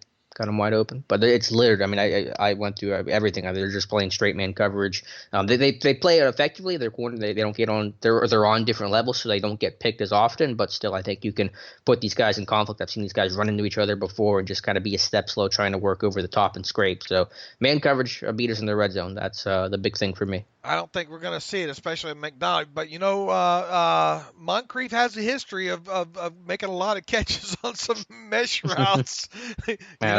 It's about the scheme more than it is the. Yeah, but look, player. I mean, we've seen we haven't seen a lot of it and connect yet. But I'm with you, Alec. I mean, you want to push the ball down the field at 6 or 7 yards at a time, vertically. Why not run a little bit more mesh in this one? Yeah, well, again, this is really for red zone only. Where they play a lot of man coverage. I think they can give some up in the middle of the field too. Well, sure, but I know they're playing man coverage in the red zone. I think they vary it up more when you're talking between the 20s. And then for the run game, if Brandon Williams is out, that would be huge. You can get downhill, get vertical, attack those linebackers. Those linebackers are aggressive and they like to shoot gaps and penetrate. But if you can avoid, giving up any big lanes for them to shoot through, they're kind of small guys. Kenny Young's a great player, a great perimeter defender, but he is undersized, underpowered. And the other guy, whose name I can never pronounce, I'll just call him Patrick O. He's a former safety at Portland State and moved down, converted to linebacker. So they're more fast flow linebackers than they are kind of in the box, take on blocks kind of guys. So if Brandon Williams is out, they got Ricard in there instead. I think you can make a little hay in the run game. If not, then if Williams does play, it's going to make things that more difficult. But hopefully you can break tackles with those linebackers and Vance McDonald, Nick Vannett trying to make some yards after catch against those guys. Once again, their secondary, they've given up plays down the field. So, middle, you're going to have to try to attack those seams, I think, a little bit. With McDonald. Rudolph's got to find where to go, and that's just my concern with him. Is that if he's got to process and read that pass rush is going to get home, he's going to make some bad decisions. They're going to try to bait him into some bad decisions. As far as the running game goes, I think we saw Cleveland do a good job of getting them off tackle. Kind of on the perimeters there. There was a lot of guard pulling, a lot of guards on the move. So I think they're susceptible or can be susceptible to things run, outside the guards. Yeah, they can be. I would just hope the Steelers backs have enough burst to win the edge. I think Chubb is a more explosive runner than James Conner, especially dealing with that little ankle injury, and even more than Jalen Samuels right now. So the backs better be able to hit the edge if they want to run it outside. Do more with Samuels this week. More. I put a clip of I watched a lot of North Carolina State tape when we were breaking down Samuels, after the draft and all like that. They did a lot with him, not lined up in behind the quarterback there, and even sometimes this would be the perfect week to break out the halfback or a double pass or something. Yeah, hey, if you want to do something gadgety, I wouldn't be opposed to it. Deontay Johnson played some quarterback in high school. Maybe you do something with him. That'd be fun. Or Zach Gentry, even. Maybe you do something a little crazy. I think you need to do something like that in this one, and I definitely would not be opposed to seeing if we can get Samuels, out in space on somebody here. Use those little leak outs like the Ravens like to use with Andrews too, with your tight end. You want an easy 6-5 yards or whatnot. I mean, you can flare out these running backs and these tight ends a little bit more. Give an easy throw to Rudolph out on the edges there. So, and look, here's the thing too. When it comes, you're right about their pass rush. It seemed like they were always getting good pressure on Mayfield. Yeah, I mean, that pass rush, I think, is taking a step back. They only have 8 sacks this year. They don't really have a clear, defined number one pass rusher. It'd probably be Matt Judon, who's played well for them the last 2 years. But it's less about the individual players than it is just kind of the looks they give you. They have one defensive lineman in. They're standing guys up, moving guys around, bringing nickel corners from field side and 3x1. They just give you a whole lot of different looks and really stress your protection and getting the ball out quick. So that's the issue, is just setting the protection correctly, adjusting, knowing when you're going to be hot and knowing where the blitz is coming from, adjusting accordingly is more of the issue than the individual talent that they have. This is not last year's Ravens defense. In what way? It's not as good. The faces are different for sure. No Mosley, no Weddle, no Suggs. It's not as good. Yeah, it's not as good, but it's still chaotic. I mean, Wink Martindale, I think they had the game plan for Patrick Mahomes. I mean, they had to come up with a way to try to slow him down. This is a cakewalk trying to game plan for Mason Rudolph. All right. Well, last thing I want to know is special teams. Just the obvious, but as Butler said, they get inside the 50. They're in field goal range for Justin Tucker. And then Sam Cook, one of the best punters in football, Tom talked about it on Tuesday. He said you cannot play the field position game and expect to beat the Ravens. They're going to win every single one of those matchups. Where did Sam Cook go to college? Quick. Texas? No, that was Tucker. I don't know where Sam Cook went to college. How do you know where Sam Cook went to college? Nebraska. How do you know that? Because they said it during the game the other day. Oh, I see. And it stuck. I said I'm gonna hit Alex with this. You got me. Tucker went to Texas, though, I think. Okay. All right. Now we sound like Mike Tomlin in that breakdown. The Ravens are going to win the Super Bowl, aren't they? Well, hey, I think it's a good team. I think it's a bad matchup for Pittsburgh, to be honest with you. Yeah. All right. Shall we talk about our buddies at MyBookie? Yep. Let's do it, Dave. I don't know about you guys, but for me, by the way, I'm 6-0 now on Thursday nights. You got so lucky on that 2-point conversion. Woo. Yeah, hey, that's part of it. Sometimes when you're running from the man. What did I tweet you an hour before that game as well too? Yeah, you're doing your victory lap today, aren't you? Be a 1 or 2 point game. And I was safe either way at the end. It was going to be a 1 or 2 point game. I just had a really, really good feeling. Look, neither team wanted to win that game in the last 2:08 though, did they? No, and then I can't believe Zerline missed that one. He's got a great kicker. Missed that one a little wide right. Yeah, they definitely let. That was a fun game to watch. Boy, Russell Wilson was. He was money. I mean, he really was put him. He could hit a penny from 40 yards last night. Tyler Lockett too makes it a lot easier. Really does. What a great player. You and I liked him right from the get-go. Yeah. With him, good to see him succeeding there. Alex, I don't know about you and the people listening to this podcast, but for me, a game is 10 times more exciting when I'm putting my money on it. Sometimes I have a gut feeling like I did last night about a matchup, and sometimes I'm just betting on my team because they're my team. Regardless whether you've been betting for years or you're ready to play for the first time, my bookie is the best bet going this season. If you're the kind of guy or girl who likes to bet a little and win a lot, try a parlay. For instance, if you'd like a couple of big favorites this week, parlays are perfect because they let you bet on multiple games together for a much higher payout percentage. So, if you're going to bet this season, do the smart thing and go to mybookie.ag because no one gives you more ways to win. Between football season, the Major League Baseball playoffs, and the start of the NBA and NHL seasons. By the way, Penguins going to play. Is Keith Butler running the Penguins defense? Oh, you're being harsh, Dave. But they were bad. Yeah, it was last night. But with all that happening now at the same time, it's the best time of the year. It's time to get off the sideline and get in on the action. If you want to support your team this season, just don't sit on the sidelines. Get in the game with mybookie.ag. And if you join right now, MyBookie will double your first deposit.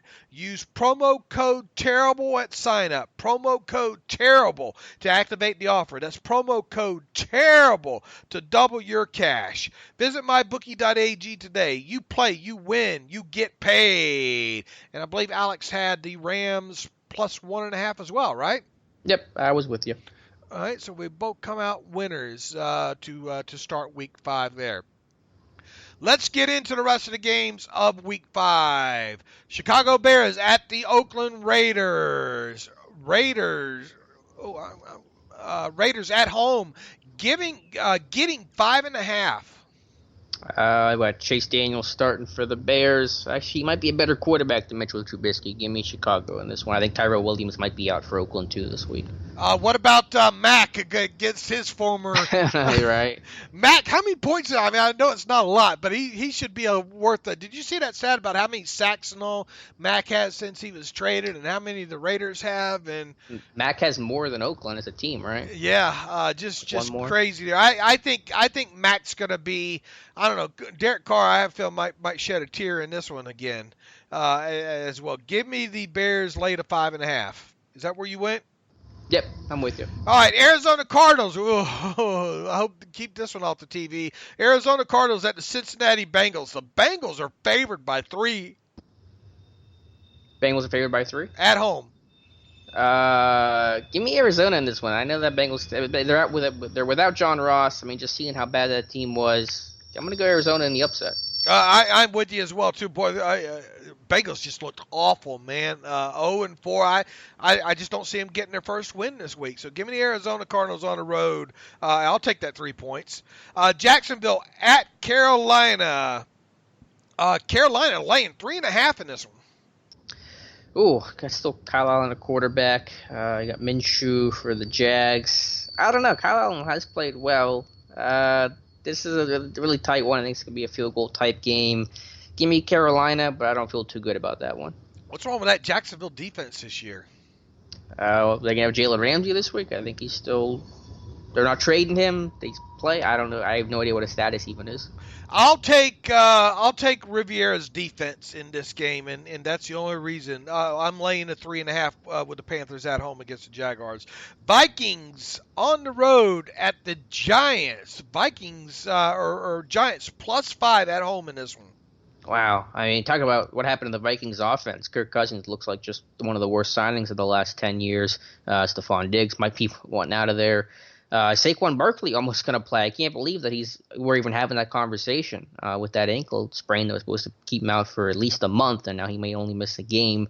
Long story short, I'm going to go with Minnesota in this one just because that run game is still going to drive this offense. That defense is still decent. I like Daniel Jones. I like where the Giants are kind of trending, but I think Minnesota's going to get it back on track enough to win this one. I think Zimmer's going to scheme something up pretty good to confuse that young quarterback in this one. So, and then, I like the running guy. I think they get Diggs more involved this week to make him happy as well. Give me the Vikings. I'm with you on this one. Lay to 5 on the road there. New England at the Washington Redskins. Who's starting? Is Haskins going to start this one? I mean, Washington's basically admitted they don't know. My guess is McCoy's going to go, but it's either probably going to be him or Haskins. It's not going to be pretty against that. No. The Patriots adjusted net average, average net yards per attempt is like 1.6 or something crazy. Yeah. They're laying 16 on the road. Are they going to cover it? Yeah, I think they do cover it. I mean, Washington just has nothing going on, especially offensively. The run game's non-existent with Peterson back there. I don't know what's going on at quarterback. That team just feels like it's checked out. They know that this is going to be Jake Gruden's last year, whether he's fired midseason or after it. Patriots win by 20. Yeah, I'm with you on this one. Unless Tom Brady decides to play quarterback for the Redskins, give me the Patriots late at 16. Tampa Bay on the road, boy, they lit up. They lit it up. Tampa Bay lit up the Rams. Did not see that coming either. There, Tampa Bay on the road against the Saints. Saints at home, laying 3. Are you a believer in BA? I just can't get there. I mean, hey, hats off to him. Chris Godwin went off. I mean, there's a lot of talent there, but Saints have a really good defense. They've been playing better. I think they're kind of settling in with Bridgewater, a quarterback. Give me the Saints by a touchdown. I'm going with BA this week. It's a All tough right. place to play, but I think they can make it at least a close game. So give me the Buccaneers +3. Falcons at the Houston Texans. Houston laying 5.5 at home. Atlanta's so frustrating, just how up and down they are. Just kind of, it's just always been frustrating. But Houston, I guess you kind of say the same thing. I'm going to go with Houston in this one. I think Watson, I still a believer in him. I think DeAndre Hopkins finally has the big week this week and bursts out for 100+ yards. Something tells me Houston wins this game, but Atlanta does enough right there at the end. I smell a backdoor cover coming in this one. So give me Atlanta +5.5 on the road against the Texans. Denver on the road against the LA Chargers. The Steelers, of course, will be playing the Chargers next week out in LA. The Chargers at home laying 7. Neither team has been great so far. Obviously, Chargers get Melvin Gordon back this week. I think the Chargers win somehow. I probably shouldn't say this because I don't have a great reason for it. I think Denver covers, but I think the Chargers do win this one. I think the Chargers win this going away here. This is Dave's Stone Cold Lock of the Century of the Week. Chargers -7 at home against the Donkeys. How accurate have you been on your Stone Cold Lock of the Centuries of the Week? I'll have to pull that up there. Maybe somebody's been listening, keeping track. I must be doing pretty good because nobody's letting me know about it. Good point. Looks like that line what did I tell you that line on that Texans game? 5.5, wasn't it? Yeah. Did it move? It just moved to 4.5. Ooh, you still taking Atlanta with the backdoor cover? We got in before the change, but so yeah. I mean, I like that extra point I just got there. I just shifted. There's some. This is kind of weird. The line just shifted again to 5. Is there an injury or something going on there? That's weird. Is there some breaking news that I'm not aware of about? Check the Twitter waves. Give me the next game here while I look that one over. All right. Green Bay at the Dallas Cowboys. The Cowboys at home laying 3.5. This is going to be a good game to watch. Yeah, I mean that's one of the game of the week kind of stuff. That's a tough one. I'm gonna go with Dallas in this one, but I think it's gonna be a really really close game. Give me Aaron Rodgers on the road in here Okay. on this. Give me the dog. I'll take the 3.5 points in Aaron Rodgers. I think this ends up a 3 point game either way here.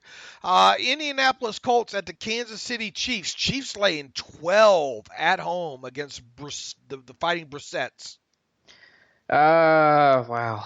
I mean, that Chiefs defense still has not been great this year, as good as that offense has been. I'm gonna say the Chiefs are obviously gonna win this one. I think somehow though the Colts keep it close enough. The Colts are always good, kind of staying in games. I think they do end up covering in this one. It's such a tough place to play in Arrowhead here. I'm going to take both the big lines this week and go with the favorite here. So give me the Chiefs at home to cover the 12 points there. Keep what might turn out to be a key Monday, and that, by the way, that one's the Sunday night game. The Colts at the Chiefs. The Monday night game, which really will have our attention, the Steelers somehow managed to knock off the Ravens. The Browns going out west to play the 49ers. 49ers at home, 3.5 point favorites. Wow, yeah, it's a good one. I just been so impressed. I mean, I know Cleveland had their big kind of bounce back game last week, but I've been so impressed with the 49ers, offensively especially. But that defensive line is underrated with Armstead and Buckner and Nick Bosa looks like one of the premier pass rushers. You know, this time next year we're talking about him as one of the best guys in football from a pass rush standpoint. So give me the 49ers in this one, but I think it'll be a really exciting game. Give me the 49ers at home to cover this one as well, too. I don't have a high confidence level in this. I think it's going to be a pretty good game to watch. But, I mean, hey, if Cleveland's going to be that team that people thought they were going to be, they got to win games like this, right? For sure. All right, that's got all those in the books, so that has us to the Baltimore Ravens at the Pittsburgh Steelers Sunday at Heinz Field. This line hasn't really moved a lot this past week. It still sits with the Steelers plus 3.5. I have a feeling I know which way you're going with this. Yeah, I think I kind of tipped it off. Steeler fans aren't gonna like me for this one. If I'm wrong, I'm more than happy to admit it. But this one scares the heck out of me. I think with the Ravens' chaos they create defensively, the way they're gonna confuse a young quarterback like Rudolph, he hasn't seen anything like this before. He's gonna try to goad him into some bad mistakes, and then defensively, while Steelers defense is the strength of the unit right now, and they have played better. Their run defense has still been questionable. No one runs the football as effectively or as committed to it as Baltimore. I do agree, and the one thing I should have mentioned with the Ravens too is that they're really aggressive this year. Fourth down, 2-point conversions. Harbaugh's been very analytical first kind of approach, and so I like what John Eisenberg said about kind of weird numbers with Baltimore. So I have the Ravens winning this one, 29-13. Wow, you have a blowout then, right? Wow. Essentially, yeah. Steelers offense. I mean, they had the great game plan last week, but you can't do the same thing. And so, what have we seen from a conventional-ish Steelers offense? And not much. The Ravens defense ability to confuse. I think Rudolph is going to throw a couple of picks. And again, can you stop that Ravens run game? I think it's a big question mark. I think the Steelers also look. They have to show me one more time. The Bengals. Okay, you scheme that up and on. You beat a very bad Bengals team. I want reason to believe this week. They're gonna have to prove it to me. Lamar Jackson scares me with those. I have a feeling he's gonna pop a couple of explosive plays with his legs. I'm just afraid of them going up over top once or twice. Hitting Marquise Brown, something along those lines there. And a lot of what you said. I worry about them showing Mason some things that he's not ready for. I'm worried about the running. All aspects of the offense right now. The Steelers are going to really have to, I think, going to have to out scheme them again in this one here. I want to be 100% wrong, but until they show me one more time, I need to see it here. Yeah, and it is on a short week with Juju, Connor, Vance, who may play, but they're banged up right now, who haven't gotten to practice, and that's going to hurt them too. So I have this one's Ravens 22, Steelers 17. Okay, I like the weird number for Baltimore. I hope it's closer than that, but I think the Ravens have advantage in almost every aspect of this one. It will be nice if I'll be ecstatic if we're talking about a Steelers win. Yeah, they need it. I mean, it's regardless of where you rank it exactly, it's fair to say they need this win. Yes, right? I do. Yeah. All right, what else do we have? Few reader emails in here. Yep. Let's get to some reader emails. Brett's got not a long one here. Brett, man, you gotta shorten these up, brother. I wanted to make a quick couple points of discussion. They're not quick, Brett. A couple years ago, you remember that the Steelers signed LeGarrette Blount, who got cut midseason, re-signed with the Patriots. It was reported that he counted against the Steelers for compensation formula that year. Have they ruled a change? If not, why is the LT Fort situation different than Blount? When did they cut? Might have been after the deadline. I'm looking that up now. Wasn't it week 11 or so? It was after the Titans game that year. Let's see when they released him. It was sometime November 18th-ish. I think that would have been after the deadline. It's by week 10, Yeah. Brett. So that answers that one there. Wouldn't it make more sense to cut Moncrief and re-sign Eli Rogers? We've already kind of Brett must be behind on a couple podcasts. I know Eli is not really an X, but he can catch and knows the offense. Yeah, I mean, if you were going to make a move yesterday, that's the move that you make. He can also play in the slot, let Juju play X if needed, especially if alternative is to give away a third-round pick. We're way ahead of you on that one, Brett. Do you think there's any way that the Steelers might consider bringing back Martavius Bryant on a minimum contract? No. Love the 2-hour podcast. No need to shorten them on my account.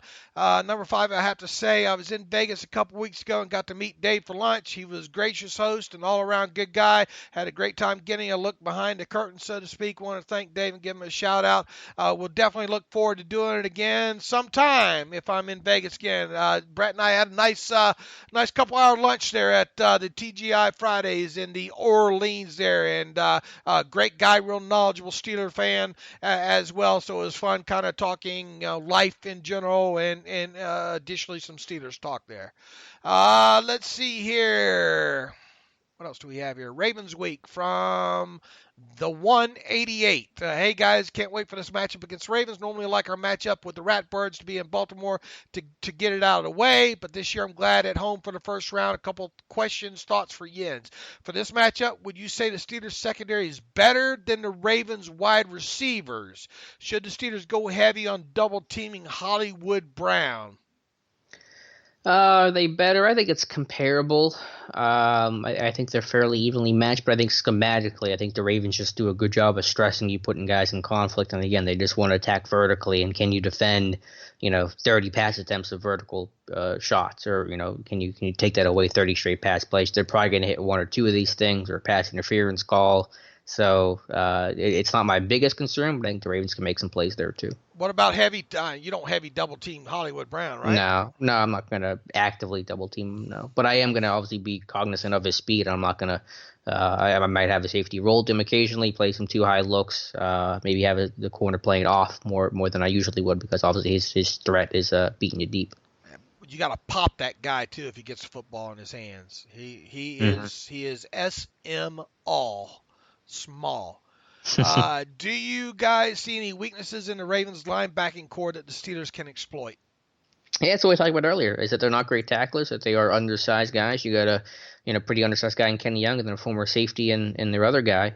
So yeah, if you can get downhill and cover these linebackers up with their guards, or maybe get some broken tackles by a back on him, or a tight end, a Vance McDonald type guy, then yeah, you can do that. So I think if you can attack them and be physical, that's the way to beat their linebackers.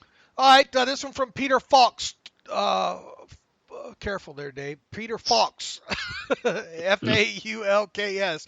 Terrible Tomlin principles. What's going on, fellas? Second time writing you. Hope I get read this time. The main thing I'm writing about in the Yahoo article about the reason why Mason can't check or even run a quarterback sneak. Apparently Mike, Randy, and even Todd were against it, apparently out of fear of injury, which is the word for a guy that says he doesn't like to live in the fears.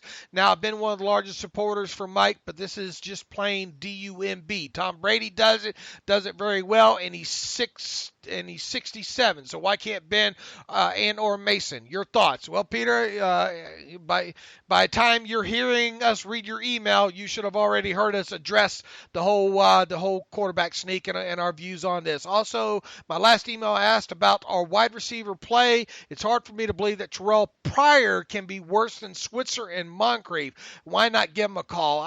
The whole Terrell Pryor thing has sailed for many years.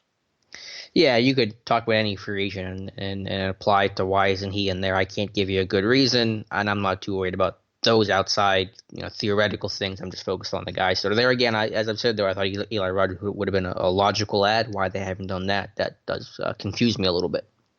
All right, from B. Fry, he writes in a Tomlin question. What's up, my dudes? Love the show. I'd like to hear both of your takes on whether you would take any of these three coaches over Tomlin. Uh-oh.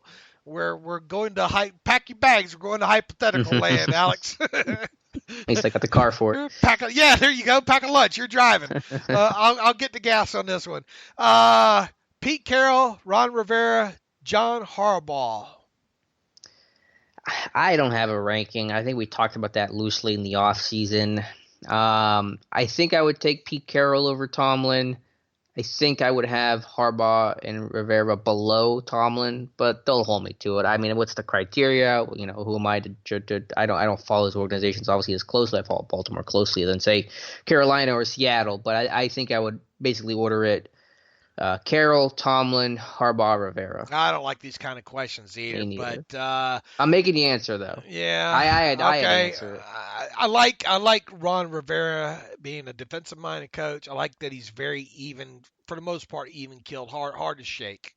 Mm-hmm. So with that, give me Ron Rivera. Well, rank all four. You got Rivera number one. Best coach before?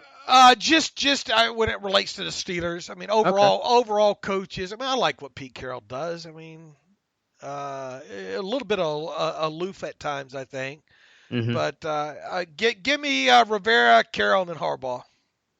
And then Tomlin. Where's Tomlin fit? I mean, look. Where'd you say you had Tom? Did you? The second, I have Carroll, Tomlin, Harbaugh, Rivera. I'll go Tomlin and then the rest of them just to make everybody mad. How about that? The Steelers interviewed Ron Rivera to be the head coach in 07. Yeah. Let's see here. Amanda Seiss writes in, stats for the Steelers podcast. Hope you're doing well. My name is Amanda, and I'm the, let's see. No, this is a sales email here. Oh. Snuck one past me here. Snuck some spam into me here. Nate Contra writes in, James Washington All-22 question. What are you seeing from Washington on the All-22? Is he getting open and just not getting targeted? Is he getting snaps? Thank you for making all my commutes enjoyable. Yeah, I mean, he's playing. He's not getting targeted, Nate. There was the miscommunication down the right side against the Bengals. That was concerning for two guys that have worked together as much as Mason and Washington has. He, like I said at the top of the podcast, go back to the Oklahoma State games. He was more targeted around that plus 10 down the field area. That's his game. His game is those 7-yard outs. His game is end zone. His game is running the post to the corner. He just not getting targeted yet, but there are aspects of him getting open. Yeah, I'm with you. I don't think the tape's been bad. I just think the offense has to evolve and work into Washington's skill set. But with all that said, the jury, I think, still out on him until we see a larger section, larger selection of games yet. Mm-hmm. I mean, yeah.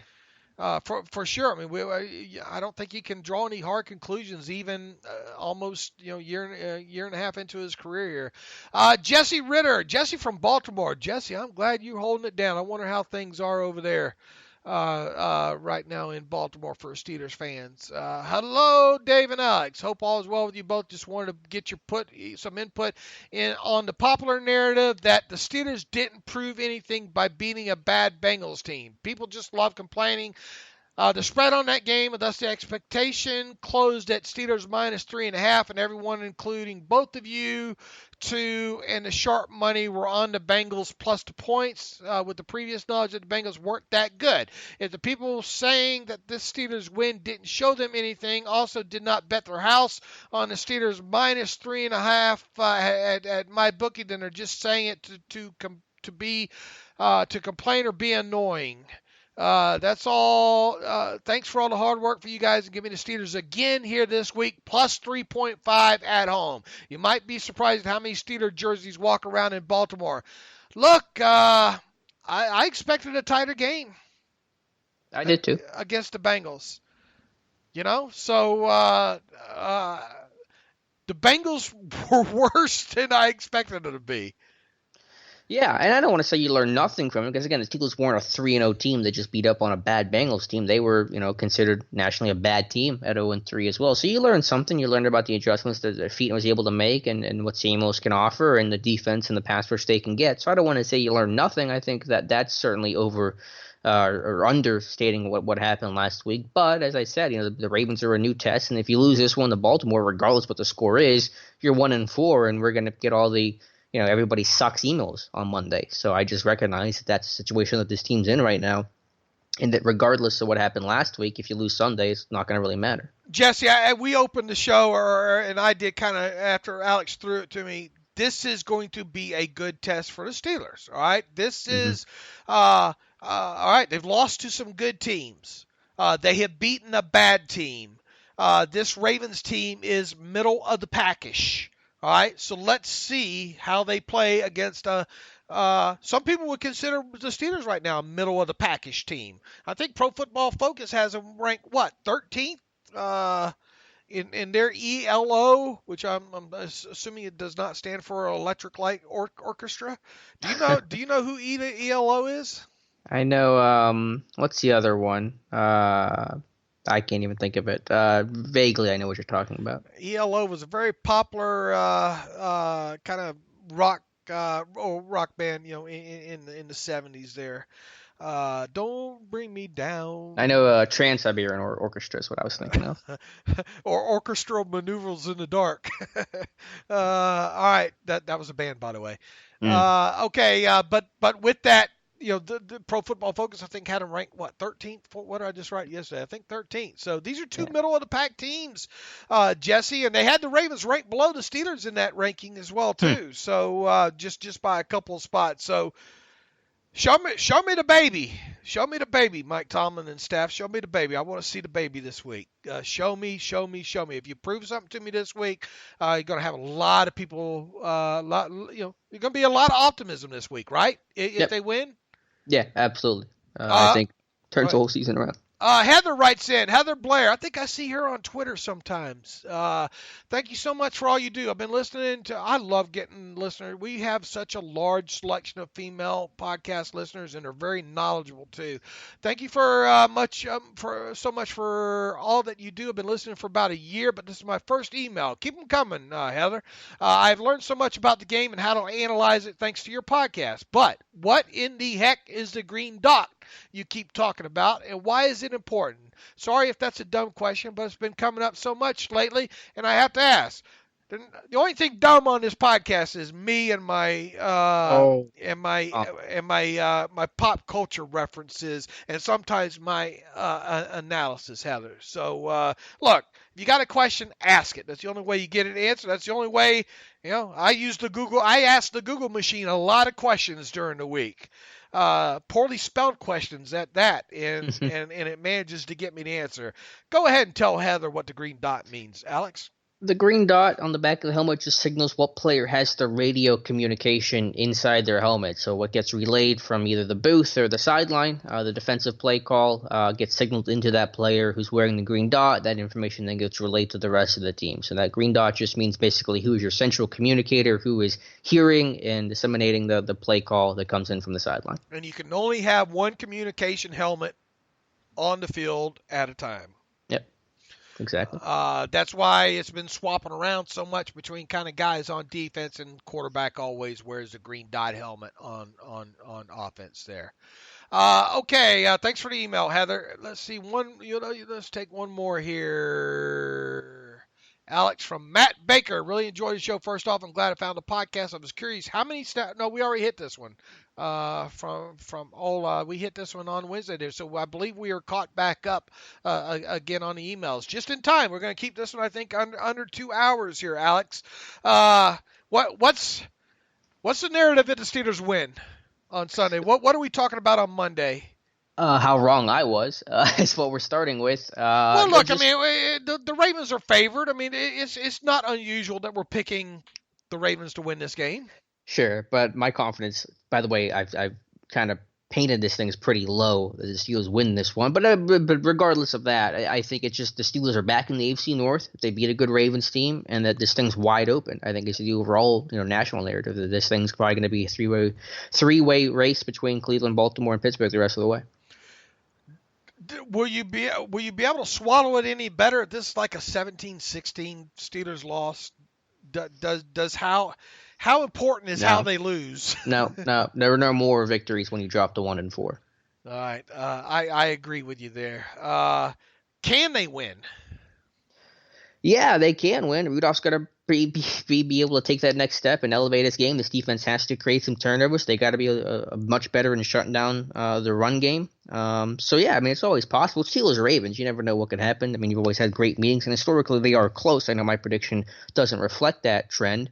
But yeah, I mean, they can win. It's just Rudolph's got to play a heck of a game. This defense has got to create some splash, and they got to be able to slow down this Ravens offense in the way that most defenses haven't been able to do this year. What are we talking about the most Monday morning from the game if the Steelers win?